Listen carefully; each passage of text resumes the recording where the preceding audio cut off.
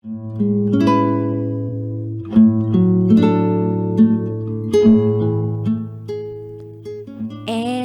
now, it's time for DJ Rocky's Secret Files.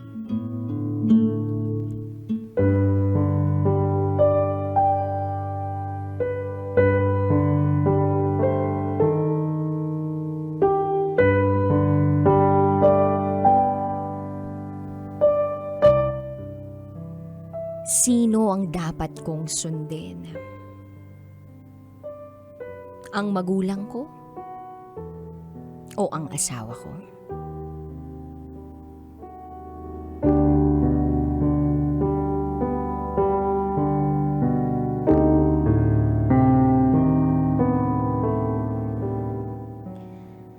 Hi, DJ Rocky. Itago mo ko sa pangalang Tresha. 30 years old. At ito, ang aking secret file.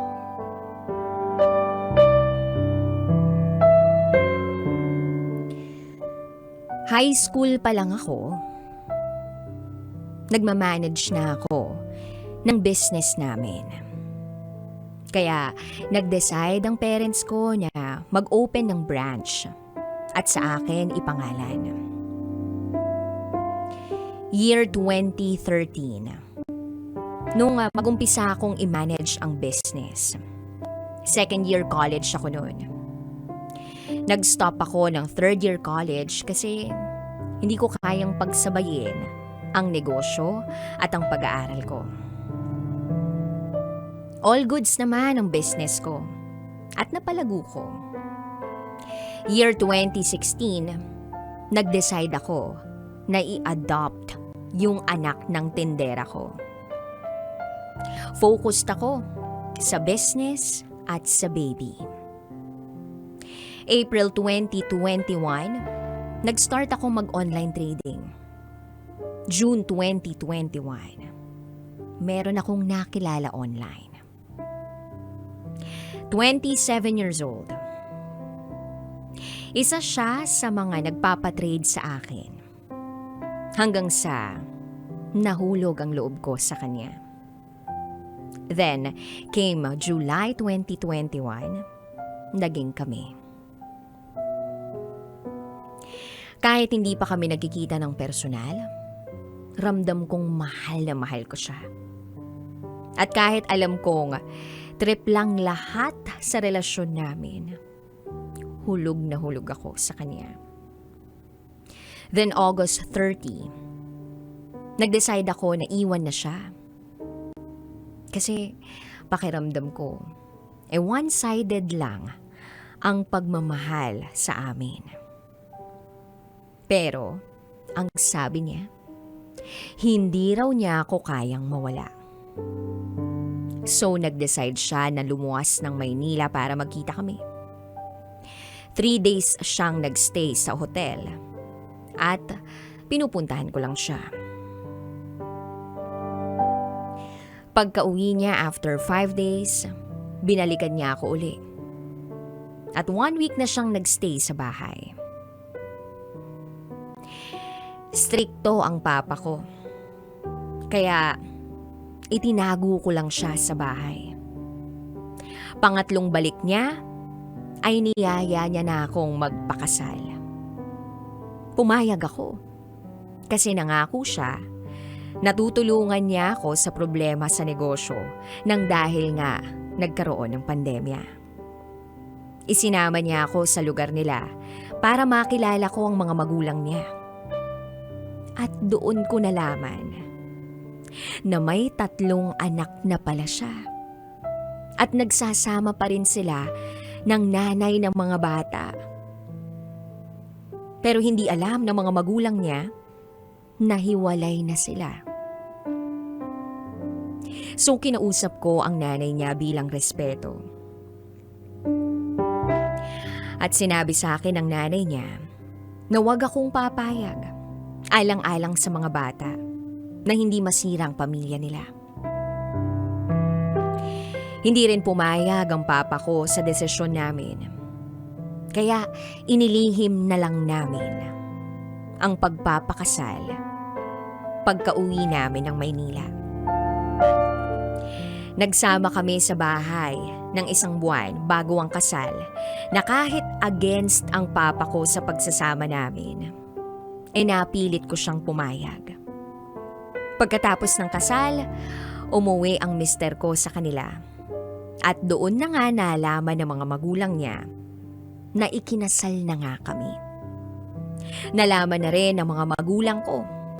At dahil ayaw nga ng papa ko sa kanya, kinuusap ng papa ko yung ex-partner niya na kung pwede, bawiin daw sa akin ang mister ko na mister niya.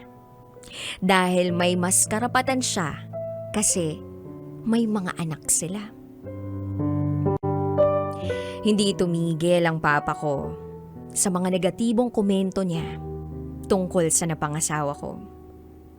Hanggang sa isang araw, nag-isip ako ng pwede kong gawin. Nag-decide ako na siraan si papa. Oo, naisip ko na siraan ang sarili kong tatay. Nag-iisang babae lang ako sa 4 na magkakapatid at panganay pa. Papa's girl din ako. Kaya iba ang tingin ng closeness naming mag-ama. Ginamit ko yun para makapagbukod kami at maiwas ko ang asawa ko sa mga masasakit at masasamang komento tungkol sa kanya. Gumawa ako ng kwento na higit pa sa mag-ama ang relasyon namin. Sa sobrang galit ng asawa ko, nakaalis nga kami sa bahay. Mas pinili ko siyang makasama kaysa sa pamilya ko. At iniwan ko ang anak ko. Pero after 2 weeks, kinuha ko rin ang adopted child ko. So, ilang buwan kaming nagsama at nagtiwala ako sa mga pangako ng aking mister. Galit ang mga magulang ko sa akin at galit din ang mga magulang niya sa akin. Maayos naman ang pagsasama naming mag-asawa. Kaya lang, ang naging problema ko, wala akong nakikitang pagsusumikap sa kanya para matulungan ako. Halos wala pa kaming ipon kasi masyado siyang maluho. Halos sapat lang sa pang-araw-araw na pangkain at luho niya ang kinikita niya bilang CSR.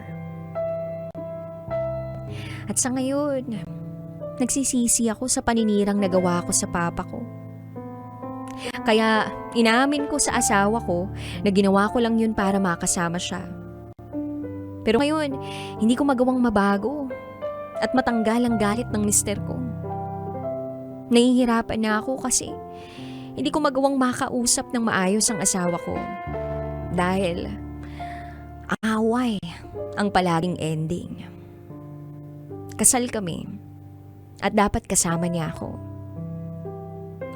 Sa lahat ng mga pagsubok sa buhay, magkasangga dapat kami. Pero parang pakiramdam ko, mag-isa lang ako.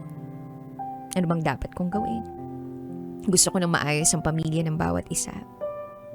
Ni isa sa mga pangako ng mister ko, financially walang natupad. Nadadagdagan pa ang mga problema namin. Kaya ko naman maghintay. At meron akong tiwala sa kanya. Kaya lang level 1 na ngayon. At nagigising na yung mga problemang naiwan ko sa negosyo. Naguguluhan ako kung sino ba ang dapat kong sundin. Ang magulang ko o ang asawa ko? Sana matulungan niyo akong mag-isip. Muli, ako si Trisha at ito ang aking secret file.